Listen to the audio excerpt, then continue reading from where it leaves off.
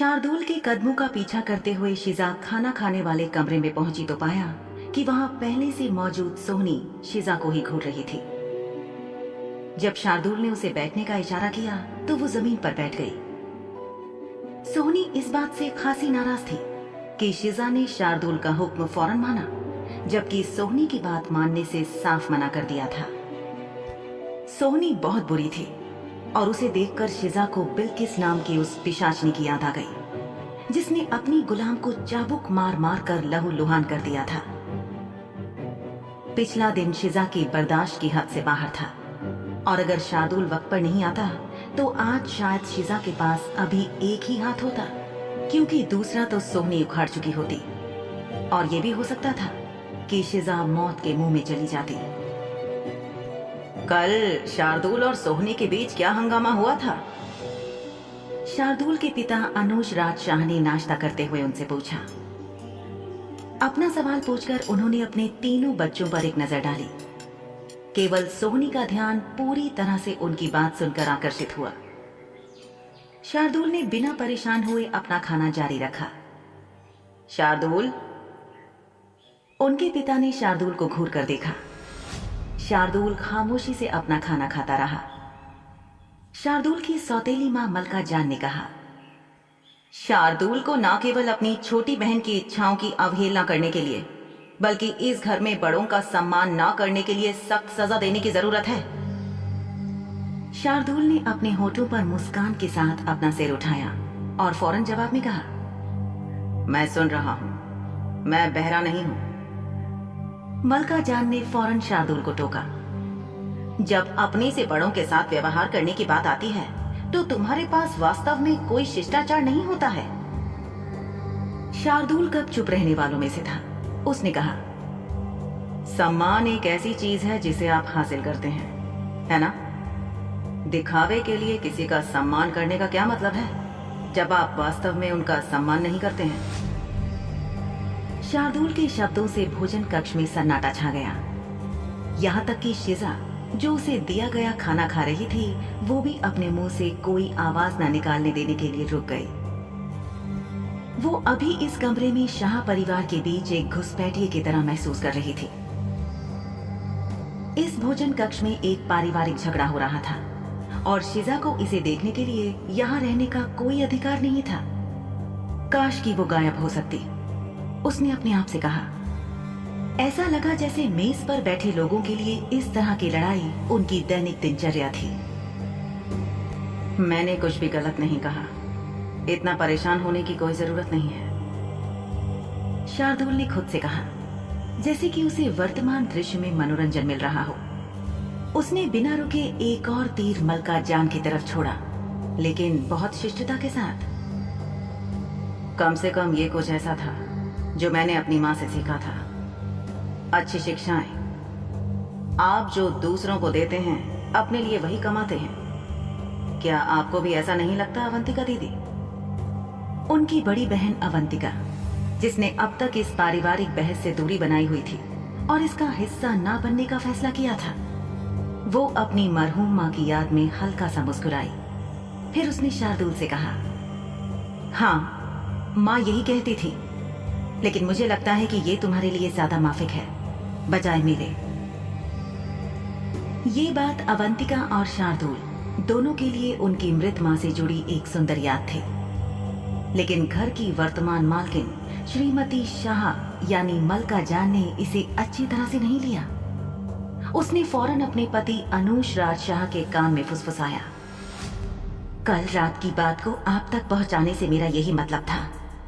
आपने देखा ना अभी दोनों कैसी बातें कर रहे हैं। उन दोनों को इस बात की रत्ती भर भी परवाह नहीं है कि मैं भी इस कमरे में मौजूद हूं। इस घर में मुझे स्पष्ट रूप से अनदेखा किया जाता है। मलका जान की तरफ से भले ही ये फुसफुसाहट थी, मगर भोजन कक्ष में मौजूद सभी लोग इसे स्पष्ट रूप से सुन पा रहे थे।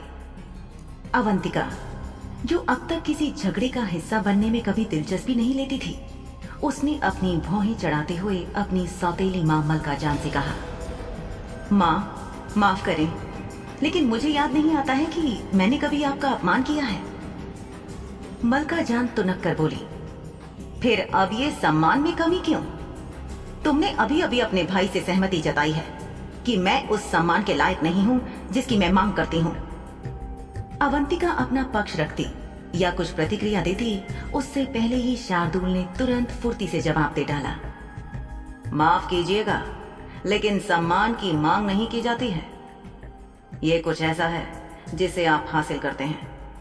लेकिन आप चिंता ना करें, मुझे यकीन है कि कुछ और शताब्दियों में आप थोड़ा सा सम्मान कमा लेंगे। अगरचे आप इतने लंबे समय तक जिंदा रही तो। शिजा की आंखें फटी की फटी रह गई। उसका मालिक शार्दुल कभी बोलने से पहले अपने शब्दों को नहीं तोलता। जो दिल में होता है बोल डालता है। जैसे शार्दुल शाह को इस बात की परवाह नहीं थी कि लोग उसके बारे में क्या सोचते हैं। वो वही करता था जो उसे अच्छा लगता था। अनुज राज शाह ने फौरन अपने बेटे को चेतावनी दी और टोका। शार्दुल, ये बहुत ज्यादा हो गया है। बाबा, बुरा ना माने, मैं तो सिर्फ माँ को चिढ़ा रहा था। इतना कहकर शार्दुल ने अपने सामने मेज पर से कटोरा उठाते हुए उसमें से एक चम्मच भरकर निकाला और अपने मुंह में डालकर अपना खाना खाने लगा। शिजा जहां बैठी थी वहां से सबको देख सकती थी और इसीलिए वो बता सकती थी कि उसके मालिक शार्दुल ने अपने शब्दों से कमरे में मौजूद सभी लोगों को अवाक छोड़ दिया था। फिर भी वे सब बहुत ज्यादा अचंभित नजर नहीं आ रहे थे, क्योंकि ऐसा लग रहा था कि शाह परिवार के सदस्यों के बीच ऐसा अक्सर होता रहता था। शिजा इसका हिस्सा नहीं बनना चाहती थी, इसलिए उसने अपने भोजन को देखा और ध्यान से एक के बाद एक चम्मच मुंह में डालना शुरू कर दिया, जैसे उसने ना तो कुछ सुना और ना ही कुछ देखा। मलका जान को देखकर ऐसा लग रहा था कि जैसे वो कुछ कहना चाहती हैं, लेकिन उसने अपने होठों को कसकर दबाते हुए अपना मुंह बंद कर लिया। मौके की नजाकत को समझकर शार्दुल ने अपने पिता यानी बड़े शाह साहब अनुज राज शाह से कहा, आप कुछ कह रहे थे ना बाबा? अनुज राज शाह ने अपने मुंह का निवाला खत्म किया, मेज पर रखे रुमाल से अपना मुंह पोंछा और सलीके से अपनी छुरी और कांटा अपनी तश्तरी में रखकर शार्दुल की तरफ देखते हुए कहा, सोहनी कल रात मेरे पास आई थी। उसने मुझसे कहा कि तुम्हारे द्वारा खरीद कर यहाँ लाई गई गुलाम लड़की को वापस गुलाम खाने में फेंकने की जरूरत है, क्योंकि वो नहीं जानती कि हवेली के नियमों और मालिक की बातों का पालन कैसे किया जाता है। शार्दुल ने अपना खाना रोका और अपने पिता की बात ध्यान से सुनने लगा। फर्श पर बैठकर खा रही शिजा के हाथ भी रुक गए। शार्दुल के पिता ने अपनी गहरी आवाज के साथ अपनी बात जारी रखते हुए कहा, और मुझे ये कहना है कि मैं इस बात पर सोहनी से सहमत हूं। एक गुलाम को ठीक से बर्ताव करना आना चाहिए, वरना ये सिर पर चढ़ जाते हैं और मालिकों के लिए ही मुसीबत बन जाते हैं। हाँ, वैसे तुम्हें यह भी बता दूं कि मैंने हम सभी के सामने तुम्हारी बददिमाग गुलाम को दंडित करने का प्रस्ताव रखा था, ताकि वो अपने मालिक या मालिक के परिवार के प्रति विद्रोह करने के बजाय अपनी जगह जान सके। शिजा, जो अपने ही बारे में सोच रही थी, उसने अचानक महसूस किया कि बड़े शाह साहब की बात को सुनने के बाद उसका हाथ, उसकी धड़कन और उसका दिल सब जम सा गया है। सोहनी नाम की पिशाचनी दरअसल अपने पिता के पास पिछली रात जो कुछ हुआ था उसके बारे में शिकायत करने गई थी, और शिजा ने सोचा था कि वो केवल एक हल्का खतरा थी और मजाक कर रही थी। वापस गुलाम खाने में भेजे जाने के विचार से ही शिजा के दिमाग में कई घंटियां बजने लगी, लेकिन साथ ही उसके मन में ये डर कौंधने लगा कि बड़े शाह साहब जिस सजा की बात सबके सामने कर रहे हैं वो क्या होने वाली थी। शिजा ने शार्दुल की तरफ देखा, वो खामोश था। शार्दुल को एक शब्द न बोलते हुए देखकर उसकी सौतेली बहन सोहनी बहुत ज्यादा खुश लग रही थी। उसके चेहरे पर कमाल की चमक आ गई थी, जैसे उसने वो हासिल कर लिया जिसकी उसने योजना बनाई थी।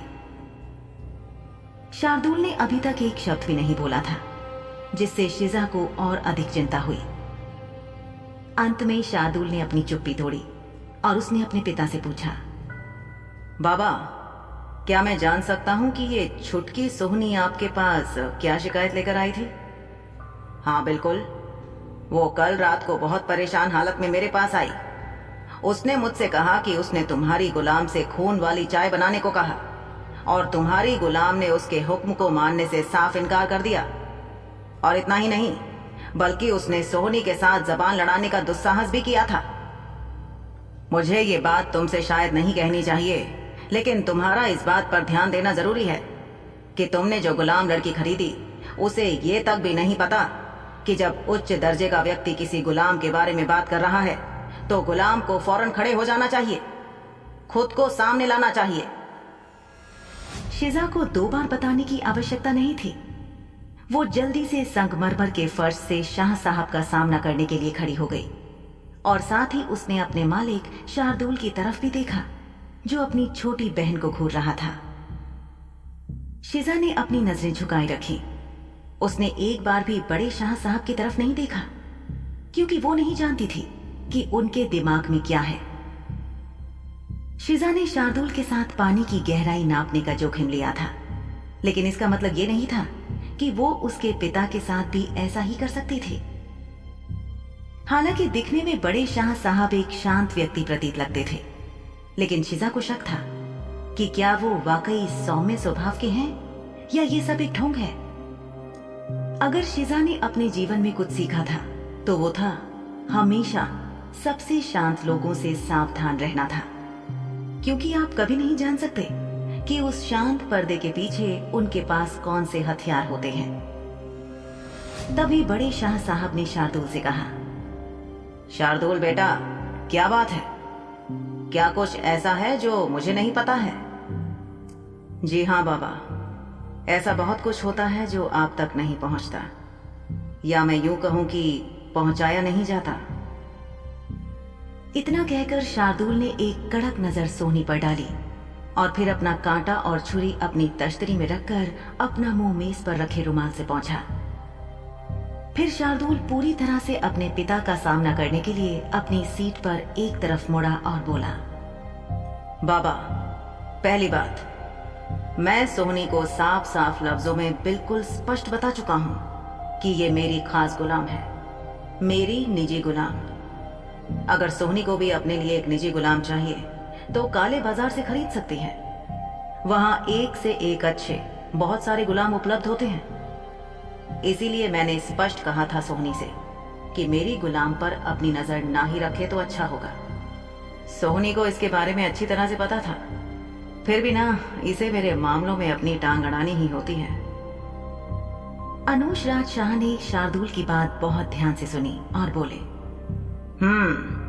अच्छा, लेकिन एक खून वाली चाय तैयार करने जैसा एक साधारण काम बहुत भारी भरकम हुक्म तो नहीं है ना?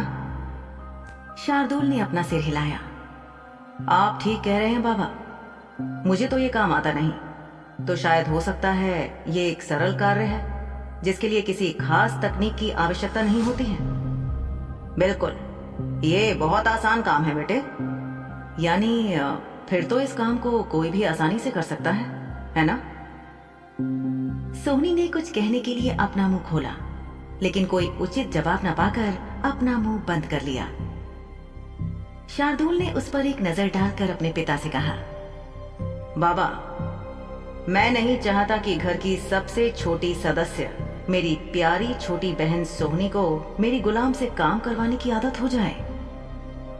यहाँ शाह हवेली में कई नौकरानियां हैं जो आप सबकी मांगों को पूरा करने और आपके हर हुक्म को बजाने के लिए हर वक्त मौजूद हैं। सोहनी उनसे अपना काम क्यों नहीं करवाती? सोचिए, 1-2 बार के बाद ये बार बार होगा और फिर सोहनी को मेरे गुलाम को हुक्म देने और उससे काम करवाने की आदत हो जाएगी। फिर वो एक आध बार नहीं बल्कि हफ्ते में कई बार मेरी गुलाम मुझसे मांगेगी और अपना काम करवाएगी। और ये तो छोटी और जिद्दी है ना। क्या होगा अगर किसी दिन अचानक सोहनी ने कह दिया कि क्योंकि मेरी गुलाम उसका काम करती है इसलिए वो उसकी गुलाम हो गई है, और सोहनी कह दे कि अब मेरे गुलाम पर कोई हक नहीं रहा, फिर क्या? शार्दुल चुप हुआ और उसने अपना सिर झुका लिया।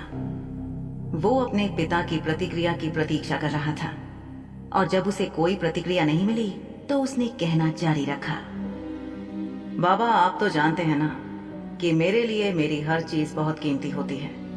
और क्यों ना हो, मेरे सभी सामान बहुत महंगे होते हैं, लेकिन क्या आपको ये पता है कि हमारे घर की लाडली ये छुटकी सी सोहनी मेरे कीमती सामान को तोड़ने वाली थी। क्या हमें थोड़ा सा पाठ इस बात का नहीं पढ़ाना चाहिए कि परिवार में सदस्यों को दूसरों की किस किस निजी चीज को छूने की अनुमति है और किस चीज को नहीं? क्यों ना इस तरह के जरूरी शिष्टाचार के बारे में भी कुछ बातचीत और चर्चा कर लें सोहनी, क्या कहती हो?